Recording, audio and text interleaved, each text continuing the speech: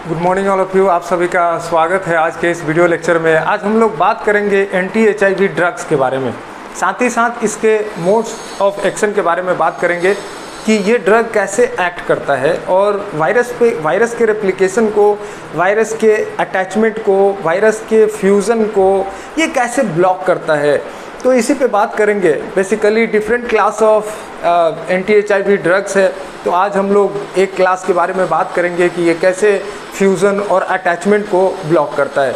दरअसल इसके साथ साथ हम लोग इस बात पे भी चर्चा करेंगे कि वायरस का मॉर्फोलॉजी क्या है, इसमें कौन कौन से वो स्ट्रक्चर है जो इसके डिजीज़ प्रोग्रेशन में हेल्प करता है, मतलब कि अटैचमेंट में ये कैसे हेल्प करता है, उसके पास कौन सा ग्लाइकोप्रोटीन है, स्पाइक प्रोटीन किस तरह का है, इसका जेनेटिक मटेरियल किस तरह का है, इसके पास इसको रेट्रोवायरस क्यों बोलते हैं, इसका जेनेटिक मटेरियल RNA है और इसके पास एक पावरफुल एंजाइम है जिसको रिवर्स ट्रांसक्रिप्टेज बोलते हैं, जिससे वो RNA से DNA बना लेता है। इसीलिए इस वायरस को हम लोग रेट्रो कैटेगरी में रखते हैं। तो इसी बात को अभी कुछ देर लेक्चर में बात करेंगे। तो दरअसल सबसे पहले तो हम लोग HIV वायरस का एक स्ट्रक्चर देखते हैं कि HIV वायरस दरअसल कैसा है। तो HIV वायरस के पास क्या क्या हो सकता है। HIV वायरस के पास एक सबसे पहले तो इसके पास ये लिपिड बाइलेयर है। इनवेलप है इसके पास जो है लिपिड बाइलेयर, ये हमारा लिपिड बाइलेयर है। लिपिड बाइलेयर के अंदर इसके पास मैट्रिक्स प्रोटीन है, इसके पास मैट्रिक्स प्रोटीन है। ये जो लेयर देख रहे हैं ये मैट्रिक्स प्रोटीन है, मैट्रिक्स प्रोटीन। इसी को हम लोग P17 बोलते हैं, ठीक है। इसके पास कैप्सिड है, इसके बाद इसके पास कैप्सिड है। कैप्सिड आप ऐसे भी बना सकते हैं, कैप्सिड है। इस तरह से बनाना ज़्यादा अच्छा है कि हम लोग ऐसे बना दें। इसके पास कैप्सिड है, ये कैप्सिड P24 कैप्सिड है। इसके पास RNA है, ये RNA है, ये RNA सिंगल स्टैंडर्ड RNA है, single standard RNA positive sense का है, ठीक है। साथ ही साथ इसके पास इंजाइम्स है, इसके पास 3 इंपॉर्टेंट इंजाइम्स है। एक को बोलते हैं रिवर्स ट्रांसक्रिप्टेज, इसी एंजाइम के हेल्प से ये RNA से DNA में कन्वर्ट कर लेता है। साथ ही साथ इसके पास एक और इम्पोर्टेंट एंजाइम है इंटीग्रेज। इंटीग्रेज ये बेसिकली होस्ट जीनोम के DNA में इंसर्ट कराने में ये मदद करता है। साथ ही साथ इसके पास एक और पावरफुल एंजाइम है जिसको बोलते हैं प्रोटीएज। प्रोटीएज देखिए, ये वायरस का बेसिक इंटरनल स्ट्रक्चर है। अब बाहर इसके सरफेस पर स्पाइक प्रोटीन है जो बहुत इंपॉर्टेंट है। देखिए स्पाइक प्रोटीन है, ये स्पाइक प्रोटीन इसके सरफेस पर है, पूरे सरफेस पर है, हम एक ही बना रहे हैं। इसमें एक ग्लाइकोप्रोटीन है, GP41 बोलते हैं, GP41। GP मतलब ग्लाइकोप्रोटीन 41 मॉलिक्यूलर वेट होता है। साथ ही साथ इसके पास GP120 है और GP41 GP120 एक साथ इसको बोलते हैं GP160। ये पूरा कंप्लीट विरियॉन्स का स्ट्रक्चर है जिसमें स्पाइक प्रोटीन है, ट्रांसमेम्ब्रेन प्रोटीन है, साथ ही साथ इसके हेड पर GP120 है, इसी से अटैच करता है होस्ट के साथ। इस पर अभी बात करेंगे। और इसके पास इसका genetic material single standard RNA है प्लस ये पॉजिटिव सेंस का आरएनए है। 3 एंजाइम है, रिवर्स ट्रांसक्रिप्टेज, प्रोटीएज और इंटीग्रेज। ये कैप्सिड है P24, बहुत इम्पोर्टेंट है। यही सबसे पहला अगर टेस्ट कराते हैं तो वायरल डिटेक्शन P24 डिटेक्शन से ही होता है। साथ ही साथ इसके पास मैट्रिक्स प्रोटीन है जिसको P17 बोलते हैं। ये इन्वेलप है और बेसिकली कंप्लीट विरियंस यही है। अब दरअसल आज का लेक्चर हम लोगों का ये है कि हम लोग ये समझें कि कोई भी ड्रग कैसे वर्क करता है, वायरल इन्फेक्टिविटी को कैसे ब्लॉक करता है कोई ड्रग, इस पे आज लेक्चर कर रहे हैं। तो सबसे पहले आपको ये बताएं कि कुछ इम्पोर्टेंट ड्रग्स है का क्लास है। क्लासिफिकेशन अगर देखें हम, क्लासिफिकेशन ऑफ एंटी-HIV ड्रग्स, एंटी-HIV ड्रग तो 5 क्लास में बांट सकते हैं। सबसे पहला जो क्लास है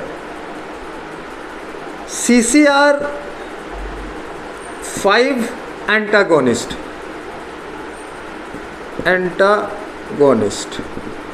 CCR5 एंटागोनिस्ट। अभी देखते हैं कि CCR5 क्या है। साथ ही साथ दूसरा क्या हो सकता है, फ्यूजन इनहिबिटर। फ्यूजन इनहिबिटर्स हैं ड्रग का क्लासिफिकेशन। अगला क्या हो सकता है, रिवर्स ट्रांसक्रिप्टेज इनहिबिटर। चौथा क्या हो सकता है, चौथा हो सकता है इंटीग्रेज इनहिबिटर। Integrase inhibitors. पांचवा क्या हो सकता है, प्रोटीएज इनहिबिटर। यही कुछ ड्रग हैं, यही क्लासिफिकेशन है मोड ऑफ एक्शन का और ड्रग का कि CCR5 एंटागोनिस्ट का एक क्लास ऑफ ड्रग है, फ्यूजन इनहिबिटर का ड्रग है, रिवर्स ट्रांसक्रिप्टेज इनहिबिटर है बहुत सारा ड्रग, इंटीग्रेज इनहिबिटर है, प्रोटीएज इनहिबिटर है। यही सारा ड्रग HIV रेप्लिकेशन को, अटैचमेंट को, फ्यूजन को रोकने के लिए ये सब ड्रग अभी अवेलेबल है। तो सबसे पहला अभी हम लोग ये करेंगे, इस 2 क्लास ऑफ ड्रग के बारे में बात करेंगे, CCR5 एंटागोनिस्ट और फ्यूजन इनहिबिटर के बारे में बात करेंगे। आइए देखते हैं। सबसे पहला क्लास ऑफ ड्रग्स के बारे में बात करते हैं। ये मिटाते हैं। सबसे पहले हम लोग CCR5 एंटागोनिस्ट के बारे में बात करते हैं कि CCR5 एंटागोनिस्ट ड्रग कौन है। तो CCR5 एंटागोनिस्ट ड्रग में सबसे पहला एक बहुत इम्पोर्टेंट ड्रग है। सबसे पहले हम लोग कर क्या रहे हैं, CCR5 एंटागोनिस्ट। इसमें एक इम्पोर्टेंट ड्रग है जिसको बोलते हैं मराविरॉक। क्या बोलते हैं, इस ड्रग का नाम है मराविरॉक। ये ड्रग है, ये CCR5 एंटागोनिस्ट के अंदर आता है। मराविरॉक बेसिकली कैसे वर्क करता है तो अभी हम लोग देखते हैं कि इसका मोड ऑफ एक्शन। साथ ही साथ इस बात पे इस पॉइंट पे फोकस करेंगे कि ये जो मराविरॉक ड्रग्स है इसको किस HIV स्ट्रेन के अगेंस्ट यूज़ करते हैं। ये सब के अगेंस्ट आप यूज़ नहीं कर सकते क्योंकि HIV-1 का डिफरेंट स्ट्रेन है, जैसे R5 स्ट्रेन, X4 स्ट्रेन। ये स्पेसिफिक होता है, उसके लिए ट्रोपिज्म ऐसे करा के डॉक्टर को पता करना होता है, उसके बाद ही मराविरॉक ड्रग दिया जा सकता है पेशेंट्स को। ऐसे नहीं दिया जा सकता अनलेस एंड अनटिल कि पेशेंट्स किस HIV-1 स्ट्रेन से ग्रसित है उसी के हिसाब से ये ड्रग दिया जाता है। तो सबसे पहले तो मराविरॉक का मोड ऑफ एक्शन समझा जाए। तो सपोज कीजिए कि ये वायरस है और हम लोग अंदर का सारा स्ट्रक्चर चूँकि अभी देख लिए हैं तो ये बहुत डिटेल बनाने का है नहीं, केवल हम लोग स्पाइक से देखते हैं। इसके अंदर ये अगर है और ये जीनोम है, ठीक है। इसके सरफेस के ऊपर स्पाइक है जो प्राइमरी अटैचमेंट के लिए स्पाइक है, ये सरफेस पर स्पाइक है, ये स्पाइक जो हमारा GP120 है, ये GP41 है, ठीक। अब क्या है कि देखिए ये जो HIV है ये कॉज करता है एड्स, एक्वायर इम्यूनोडिफिशियेंसी सिंड्रोम, और ये HIV वायरस दरअसल ह्यूमन के इम्यून सेल को अटैक करता है, और इम्यून सेल में भी स्पेसिफिकली टी हेल्पर सेल को, मैक्रोफाजेस को, मोनोसाइट को, डेंड्रेटिक सेल्स को, इन सारे सेल्स को ये इन्फेक्ट करता है और इन्हीं से अटैच्ड होता है।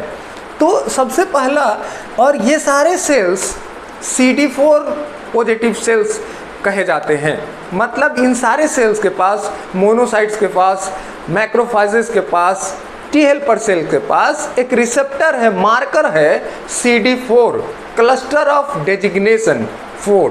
तो इसके आधार पर इसको CD4 पॉजिटिव सेल्स के अंदर रखते हैं, मतलब कि CD4 पॉजिटिव सेल्स को इन्फेक्ट कर रहा है HIV virus, CD4 positive sales.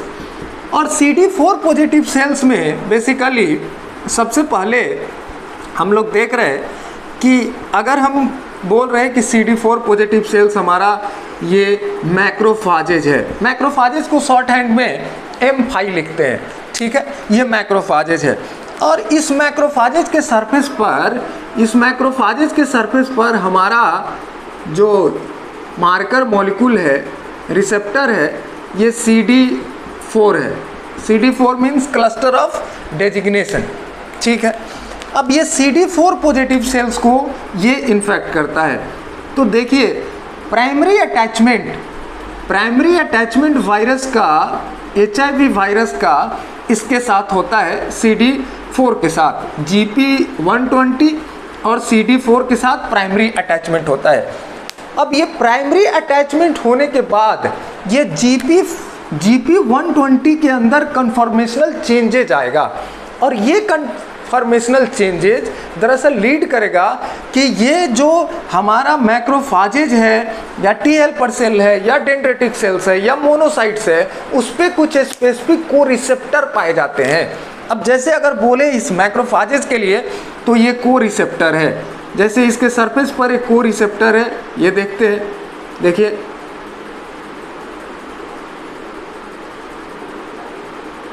ये को रिसेप्टर है, को रिसेप्टर है जिसको हम लोग केमोकाइन रिसेप्टर बोलते हैं। क्या बोलते हैं को रिसेप्टर को? इस को रिसेप्टर को बोलते हैं केमोकाइन रिसेप्टर। ये केमोकाइन रिसेप्टर है, दरअसल ये आप सर्पेंटाइन रिसेप्टर है, ये GPCR फैमिली के अंदर आता है, G प्रोटीन कपल्ड रिसेप्टर, ये को रिसेप्टर। जैसा कि हम बोल रहे हैं कि HIV virus initially primary attachment होता है CD4 के साथ, और CD4 से रिसेप्टर के साथ जो मैक्रोफाजेस का है जैसे अटैच्ड होता है कन्फॉर्मेशनल चेंजेज होता है, और ये कन्फॉर्मेशनल चेंजेज बेसिकली GP120 को रिसेप्टर के साथ अटैच कराने में हेल्प कर देता है। मतलब कि अगर हम ये बोलें कि ये जो, अगर एक और स्ट्रक्चर से देखें कि ये GP41 है और इसके पास ये है GP120, ये GP120 इस को रिसेप्टर केमोकाइन रिसेप्टर से अटैच्ड हो गया, और ये केमोकाइन रिसेप्टर अलग अलग सेल्स के अंदर अलग अलग केमोकाइन रिसेप्टर होता है। मतलब अगर मैक्रोफाजेस, डेंड्रेटिक सेल्स, मोनोसाइट में केमोकाइन रिसेप्टर CCR5 है, इस रिसेप्टर को क्या बोलते हैं? CCR5। ये रिसेप्टर CCR5 रिसेप्टर है, केमोकाइन रिसेप्टर है। लेकिन यही रिसेप्टर, को रिसेप्टर अगर टी हेल्पर सेल में होता तो इसको बोलते हैं CXCR4, ठीक है। तो ये याद रहे, अगर मैक्रोफाजेज, मोनोसाइट, डेंड्रेटिक सेल्स में को रिसेप्टर है तो उसको CCR5 बोलते हैं। यही अगर CXCR4 है तो मतलब ये टी हेल्पर सेल पे है। तो इनिशियली क्या बोल रहे हैं कि मैक्रोफाजेज से GP120 के साथ 4 का अटैचमेंट होता है, इसके अटैचमेंट से कन्फॉर्मेशनल चेंजेज आता है और इस अटैचमेंट को प्राइमरी अटैचमेंट बोलते हैं। और प्राइमरी अटैचमेंट सफिशिएंट नहीं है वायरल अटैचमेंट के लिए, इसके साथ साथ जरूरी है कि सेकेंडरी अटैचमेंट हो। तो जैसे प्राइमरी अटैचमेंट हो जाता है, GP120 के अंदर कन्फॉर्मेशनल चेंजेज आता है। अब ये कन्फॉर्मेशनल चेंजेस लीड करता है कि GP120 को केमोकाइन रिसेप्टर CCR5 के साथ अटैच करा देता है और तब वायरस इसके अंदर फ्यूजन हो सकता है GP41 के थ्रू और वायरस एंट्री ले सकता है। अब यहीं रोकने के लिए दरअसल मैराविरॉक ड्रग डिज़ाइन किया गया। देखिए इसके डिस्कवरी में एक हिस्टोरिकल एस्पेक्ट्स है। जैसे मैराविरॉक का डिस्कवरी कैसे हुआ, एक पूरे दुनिया में 1% पॉपुलेशन वैसा है वाइट पीपुल का, ये यूरोपियन 1% ऐसा पॉपुलेशन है वाइट डिसेंडेंट पीपुल का जिसमें कि CCR5 होमोजाइगस होता है, म्यूटेंट है। मतलब वायरस किसी कारण से इंटर कर गया लेकिन वो डिजीज कॉज नहीं करता, क्योंकि इस उन 1% लोगों के अंदर CCR5 loss of function mutation है उन लोगों के अंदर, ये LOF म्यूटेशन है, लॉस ऑफ फंक्शन म्यूटेशन। ये CCR5 म्यूटेंट है 1% लोगों के वाइट पीपुल डिसेंडेंट पीपुल के अंदर। अब ऐसे में क्या है कि वैसे लोगों के अंदर वायरस प्राइमरी अटैचमेंट कर भी लेता है तो CCR5 म्यूटेशन होने के चलते ये सेकेंडरी अटैचमेंट नहीं हो पाता और वायरस का फ्यूजन नहीं हो पाता मेम्ब्रेन के साथ, होस्ट के मेम्ब्रेन के साथ, मतलब मैक्रोफेजेज मेम्ब्रेन के साथ, टी सेल मेम्ब्रेन के साथ, और ये एंट्री नहीं लेता वायरस। इसी को एक्सप्लॉइट किया गया। इसको कैसे एक्सप्लॉइट किया गया कि एक ड्रग डिज़ाइन किया गया जिसको मैराविरॉक बोलते हैं। ये मैराविरॉक CCR5 एंटागोनिस्ट है, मतलब CCR5 को इनहिबिट करता है ये ड्रग। ये कैसे करता है ये समझते हैं। जैसे ये क्या करता है कि ये ड्रग आके CCR5, जैसे ये अगर सिंपल सा ऐसे देखें थोड़ा सा, ये मान लिया कि ये हमारा CCR5 है, CCR5।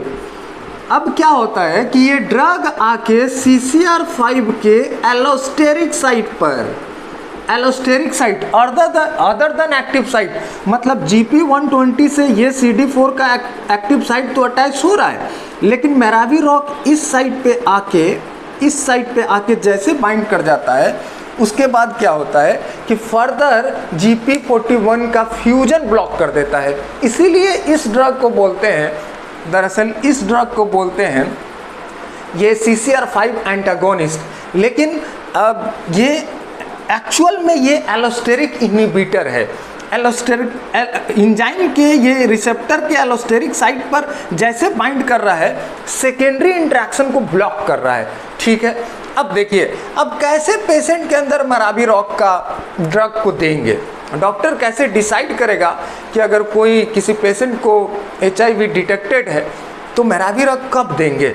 उससे पहले ये डॉक्टर को पता लगाना होगा, एक एसे टेस्ट कराना होता है, ट्रोपिज्म एसे। जैसे किसको ये ड्रग देंगे तो डॉक्टर सबसे पहले क्या करता है, डॉक्टर ट्रोपिज्म एसे कराएगा। ट्रोपिज्म एसे ये क्यों कराना जरूरी है? ट्रोपिज्म एसे कराने से ये पता चलेगा कि इस पर्टिकुलर पेशेंट को HIV1 का कौन सा स्ट्रेन लगा है। मतलब प्रॉब्लम क्या है कि HIV1 का 2 स्ट्रेन है।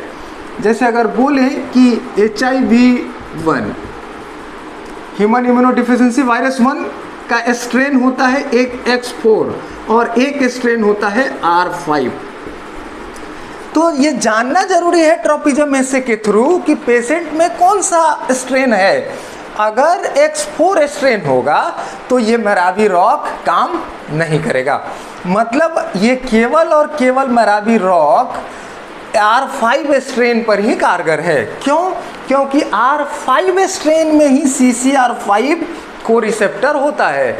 X4 स्ट्रेन के अंदर CXCR4 को रिसेप्टर है। इसलिए ज़रूरी यह है कि ये पहले जान लेना चाहिए कि दरअसल कौन सा स्ट्रेन लगा है। अब क्या है कि डॉक्टर जब मेडिसिन मैराविरॉक लिखते हैं तो उससे पहले ये बात का ध्यान रहे कि ये ड्रग इंटरेक्शन का कुछ जेहन में रहता है डॉक्टर का कि अगर मराविरॉक लिख रहे हैं तो मराविरॉक एक ऐसा ड्रग है, एंटीवायरल ड्रग, जो दरअसल लगभग अभी तक 400 से 500 ऐसा ड्रग चिन्हित किया गया है जिसके साथ ये निगेटिवली इंटरैक्ट करता है। मतलब ऐसे इंडिविजुअल पर अगर ये ड्रग पहले से वो ले रहा है, पर्टिकुलर 400 से 500 ड्रग, अगर उसमें से कोई भी एक ड्रग ले रहा है और मराविरॉक डॉक्टर लिखता है तो निगेटिव इंटरैक्शन इस ड्रग का हो सकता है। जैसे कुछ ड्रग है जिसके साथ ये इंटरैक्ट करता है, इसीलिए डॉक्टर ये सबसे पहले हिस्ट्री पूछ लेते हैं कि कौन सा अभी मेडिसिन आप ले रहे हैं, उसके हिसाब से ही मराविरॉक प्रिस्क्राइब किया जाता है। जैसे अगर हम बोल रहे हैं कि जैसे एक ड्रग है डारुनावीर, ये भी एंटीवायरल ड्रग ही है, लेकिन ये इंटरैक्ट करता है मराविरॉक के साथ। ये जो मराविरॉक है इसके साथ इसका नेगेटिव इंटरैक्शन है। तो डारुनावीर अगर पेशेंट ले रहा है तो डॉक्टर कोशिश करता है कि मराविरॉक नहीं लिखा जाए। साथ ही साथ अगर पेशेंट ये ले रहा है कि ये पेशेंट अगर ले रहा है एटाज़नावीर अगर पेशेंट ले रहा है, ये भी निगेटिवली इंटरैक्ट करता है मराविरॉक के साथ। अगर पेशेंट लोपिनावीर ले रहा है, लोपिनावीर ले रहा है तो भी निगेटिव इंटरैक्ट होता है इस ड्रग के साथ। साथ ही साथ अगर पेशेंट रिफाम्पिसिन ले रहा है तो भी ये निगेटिवली इंटरैक्ट करता है। अगर पेशेंट टेलिथ्रोमाइसिन ले रहा है तो भी ये ड्रग इंटरैक्ट करता है। अगर पेशेंट एक और ड्रग ले रहा है, अगर पेशेंट जैसे डारुनावीर, एटाज़नावीर, लोपिनावीर, रिफाम्पिसिन, टेलिथ्रोमाइसिन, साथ ही साथ सेक्विनावीर, जैसे एक और ड्रग है सेक्विनावीर, एक और ड्रग है इंडिनावीर, ये सब कुछ तमाम ड्रग्स हैं। डारुनावीर, एटाज़नावीर, लोपिनावीर, रिफाम्पिसिन, टेलिथ्रोमाइसिन, सेक्विनावीर और इंडिनावीर, ये सारे ड्रग निगेटिवली इंटरैक्ट करते हैं मराविरॉक के साथ। तो ये पता होना चाहिए कि जब मराविरॉक दिया जा रहा है तो इस सब ड्रग का इंटरेक्शन ना हो, इसलिए डॉक्टर इससे पहले हिस्टोरिकल पूछ लेता है कि कौन सा ड्रग अभी आप ले रहे हैं, उस हिसाब से वो लाइन ऑफ ट्रीटमेंट डिसाइड करता है डॉक्टर। अब देखिए, इस मराविरॉक का साइड इफेक्ट हो सकता है। अगर अलार्मिंग साइड इफेक्ट अगर कहे, छोटा मोटा साइड इफेक्ट होता ही है, डायरिया, स्किन रैशेज, ये सब होता है, लेकिन दरअसल मेजर साइड इफेक्ट अगर बोले तो सबसे मेजर साइड इफेक्ट क्या है?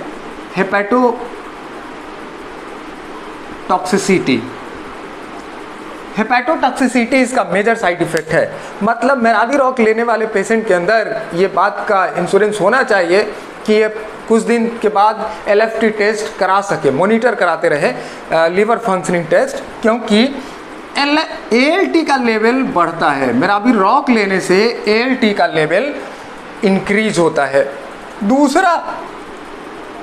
दूसरा इंपॉर्टेंट साइड इफेक्ट इसका ये हो सकता है कि ऐसा पेशेंट बेसिकली लो BP हो सकता है, उस पेशेंट के अंदर लो BP, ठीक है, जिसको बोलते हैं ऑर्थोट्रोपिक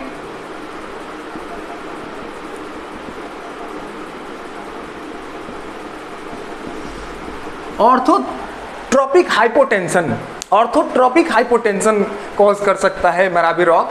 मतलब पेशेंट लो बीपी पेशेंट को हो जाएगा, जैसे वो बैठेगा तो उसको चक्कर आएगा, वो लेटेगा तो चक्कर आएगा, इस तरह के कंडीशन को ऑर्थोट्रोपिक हाइपोटेंशन बोलते हैं।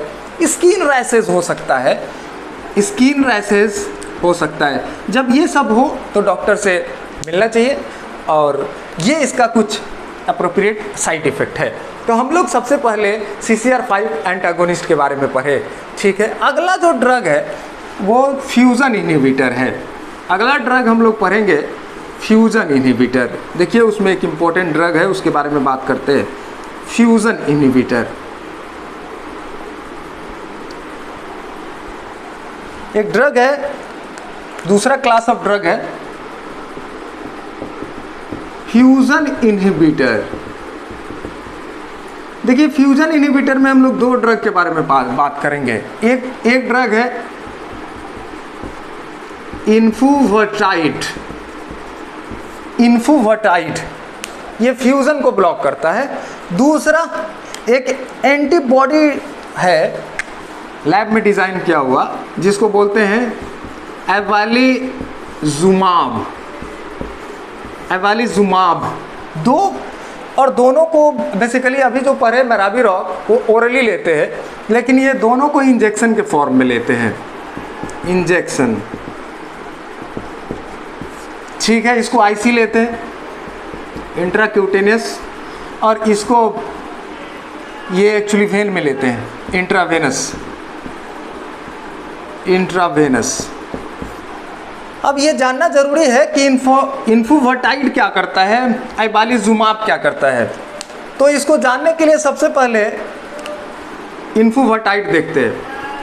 तो इन्फुवर्टाइड क्या करता है, जैसा कि अभी हम बोल रहे थे कि ये है वायरस सीधा बिना किसी कैप्सिड और इसका बना रहे दिखाने के पर्पस से, और इसके सरफेस पर GP120 है और यहाँ पे GP41 है, और ये जो हमारा CD पॉजिटिव सेल्स है इसके सरफेस पर CD4 मार्कर है, cluster of designation. Primary attachment हो जाता है, प्राइमरी अटैचमेंट हो गया GP120 और CD1 के साथ, और इसी के साथ ये जो रिसेप्टर है हमारा, ये जो केमोकाइन रिसेप्टर है CCR5, इस CCR5 के साथ भी GP120 अटैच्ड होता है। अब जब GP120 अटैच्ड होता है उसके बाद क्या होगा, फ्यूज़न। ये दोनों का लिपिड मेम्ब्रेन, इसका वायरस का और होस्ट सेल का, इम्यून सेल का, दोनों फ्यूज़ करता है। अब इस फ्यूज़न को हेल्प करने वाला कौन है, ये GP120, ये फ्यूज़न में मदद करता है, हेल्प इन फ्यूज़न। अब इसी को GP41 को ही इनहिबिट करता है इन्फुवर्टाइड। ये कैसे करता है, ये एक्चुअली जब प्राइमरी अटैचमेंट सेकेंडरी अटैचमेंट हो गया हुआ रहता है तो GP41 एक फ्यूजन पेप्टाइड रिलीज करता है, एक्सप्रेस करता है। इसको क्या बोलते हैं, फ्यूजन पेप्टाइड।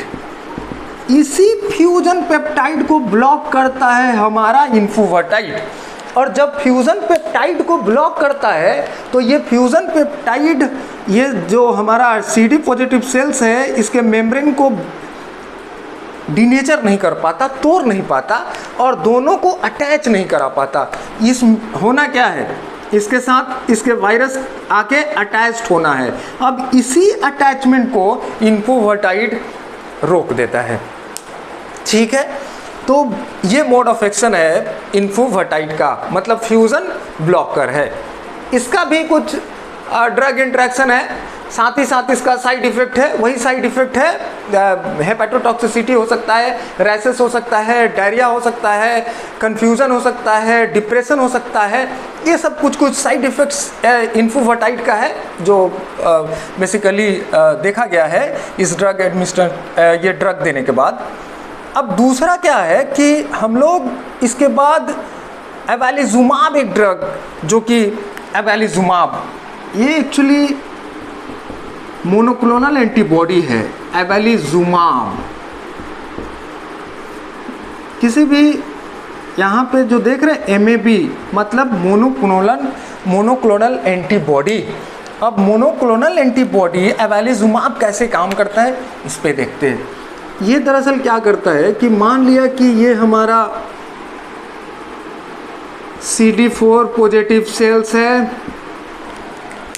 ठीक है, ये हमारा वायरस है, ये हमारा वायरस है। वायरस के सरफेस पर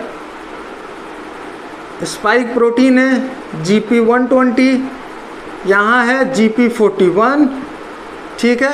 वायरस में जीनोम दिखा देते हैं। साथ ही साथ इसके सरफेस पर मार्कर मॉलिक्यूल क्या है, CD4। अब देखिए अबैलिजुमाब क्या करता है कि CD4 मार्कर पे ही लगता है और उससे क्या होगा, देखिए एक इसके डिटेल को समझने का कोशिश करें कि CD4 के पास दो डोमेन होता है। एक डोमेन को बोलते हैं डोमेन 1 एंड डोमेन 2। डोमेन 1 और डोमेन 2, डोमेन इस प्रोटीन का दो डोमेन है, डोमेन 1 एंड डोमेन 2। देखिए ये जो हमारा अबैलिजुमाब है ये डोमेन 1 पे आके बाइंड करता है, माने ये ड्रग अबैलिजुमाब आके डोमेन 2 पे बाइंड किया। अब जब ये डोमेन 2 पे आके बाइंड करता है तो क्या करता है, ये बात समझना होगा कि डोमेन 2 का क्या फंक्शन है। डोमेन 2 का फंक्शन ये है कि जैसे GP120 प्राइमरी अटैचमेंट और सेकेंडरी अटैचमेंट कर चुका है, तो बेसिकली CD4 का जो डोमेन 2 है इसमें जब तक कन्फॉर्मेशनल चेंज नहीं आएगा तब तक फ्यूजन नहीं होगा GP41 के साथ। जो लिपिड बाइलेयर मेम्ब्रेन है वो सेल का, इम्यून सेल का और वायरस का फ्यूज नहीं करेगा, मतलब कि ये कन्फॉर्मेशनल चेंज कराता है D2 डोमेन। अब क्या हो गया कि यही अबैलिजुमाब बेसिकली इसके कन्फॉर्मेशनल चेंज को ब्लॉक कर देता है। तो कन्फॉर्मेशनल चेंज ब्लॉक होने से क्या हो गया कि इन स्पाइट ऑफ कि प्राइमरी अटैचमेंट हो गया, सेकेंडरी अटैचमेंट हो गया, लेकिन वायरस फ्यूजन नहीं हो पाएगा वायरस का। क्यों नहीं हो पाएगा, क्योंकि फ्यूजन होने के लिए इस डोमेन के अंदर कन्फॉर्मेशनल चेंज होना पड़ेगा और इस कन्फॉर्मेशनल चेंज को ये ब्लॉक कर देता है, इसलिए बड़ा इंपॉर्टेंट है। और D1 डोमेन से ये प्राइमरी अटैचमेंट होता है और इस ड्रग से हम लोग ये सोच सकते हैं कि जब ये CD4 पे अटैक कर रहा है तो जो नॉर्मल एडेप्टिव इम्यूनिटी का मैकेनिज्म है कि कोई भी मैक्रोफाजेज और एंटीजन प्रेजेंटिंग सेल्स जब अटैच्ड होता है तो CD4 अटैचमेंट होता है मेजर हिस्टोकम्पैटिबिलिटी क्लास 2 से, MHC क्लास 2 से अटैचमेंट CD4 का होता है, तो वो तो रुक जाएगा, इम्यून एडेप्टिव इम्यूनिटी ट्रिगर नहीं हो पाएगा। लेकिन ऐसा नहीं होता क्योंकि MHC क्लास 2 और CD4 का अटैचमेंट D1 डोमेन से होता है, ना कि D2 डोमेन। इसलिए एडेप्टिव इम्यूनिटी के साथ कोई छेड़छाड़ नहीं करता ये ड्रग, ये केवल और केवल D2 डोमेन के साथ बाइंड करता है और इसके कन्फॉर्मेशनल चेंज को ब्लॉक करता है, जिससे GP41 का जो फंक्शन है वो लॉस हो जाएगा, ये फ्यूज़ नहीं कर पाएगा। तो अबैलिजुमाब ऐसे काम करता है। तो इस तरह से हम लोग 3 ड्रग के बारे में पढ़े, मेराविरॉक, दूसरा इन्फुवटाइड, अबैलिजुमाब। ये तीनों ड्रग बहुत इंपॉर्टेंट ड्रग है। अगले लेक्चर में हम लोग एंटी HIV ड्रग में रिवर्स ट्रांसक्रिप्टेज इनहिबिटर के बारे में बात करेंगे। उसमें भी रिवर्स ट्रांसक्रिप्टेज इनहिबिटर कैसे हम लोग किसी पर्टिकुलर बेस के एनालॉग को यूज़ करके फूल बनाते हैं वायरस को, और उस reverse transcriptase activity in spite of की रिवर्स ट्रांसक्रिप्टेज एक्टिविटी हो रहा है, उसके बाद पॉलीमराइजेशन करेक्ट बेस का नहीं हो पाता और वायरस अपना प्रोटीन नहीं बना पाता। तो इस बात पे लेक्चर करेंगे, अगला लेक्चर। तो आज के लिए इतना ही। Thank you.